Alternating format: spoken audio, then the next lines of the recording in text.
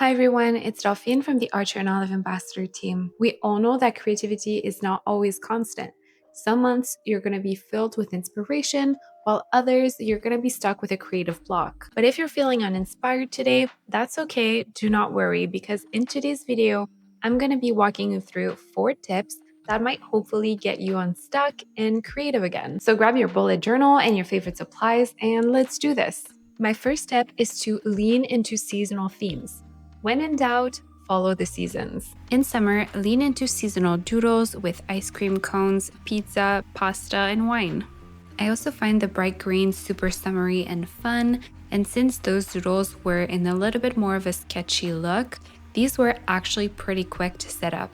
Even though that's not what I did, summer could be the perfect time to dive in desert landscapes.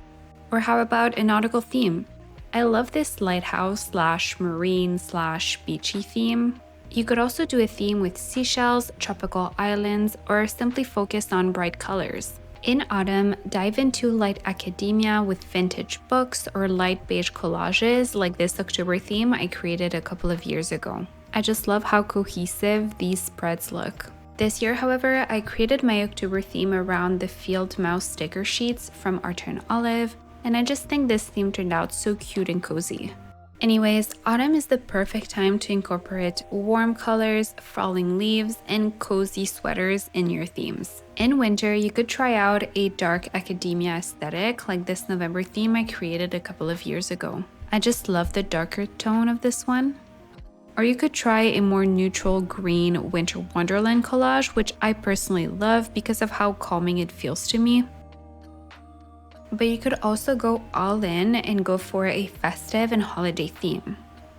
Winter is basically perfect for both minimalist spreads when you're busier and really detailed magical spreads when it's cold outside and you just want to doodle inside. And finally, in the spring, it's time to bring out the flowers like this tulip watercolor theme I created this year, cherry blossoms, or daisies. But don't forget about bunnies, butterflies, garden, or picnic themes.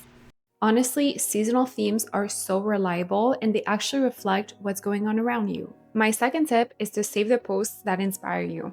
Whenever you're scrolling on social media, whether it's on TikTok, Instagram, or Pinterest, save the posts that actually inspire you for future inspiration. You can even create different folders for different aesthetics or themes. When you're feeling uninspired, you can look back at those little bundles and hopefully will spark a new idea. If you choose to recreate a theme by another creator, however, don't forget to tag them if you're posting on social media. My third tip is to put your own spin on some classic themes. Some themes are just bullet journal classics. They're well known and easily adaptable. So if you're feeling uninspired, put your own spin on one of these themes, which I think have made it to the classic status. It took me so long, but I finally created a coffee theme last September.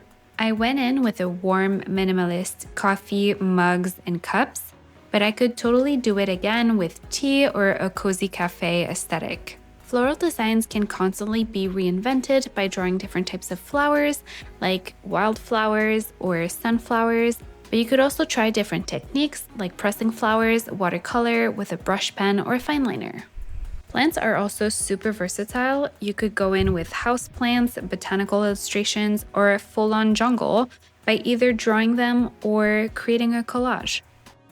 Your favorite movie or TV show, especially ones with strong visual identities like Mean Girls, Lord of the Rings, Harry Potter, or Friends, can be great themes that you can constantly reinvent.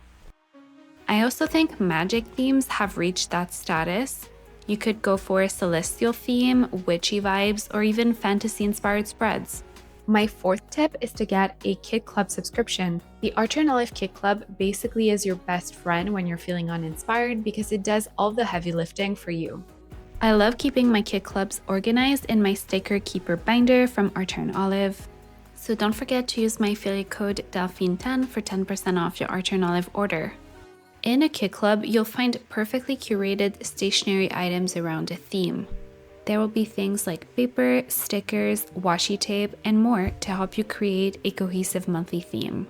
You should also note that if you want to try it out, you can still purchase some themed planning kits separately too. And if you bought a Kit Club months ago and you haven't used it yet, do not worry. You can absolutely use them whenever you want.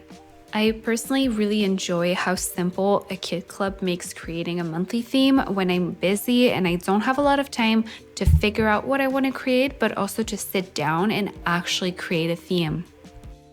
Don't forget to download the printable that I created on Archer and Olive's blog, where you can actually list all of the bullet journal theme ideas you have throughout the year. Thank you so much for watching this video. I hope you found it helpful, and we'll see you in the next one. Bye.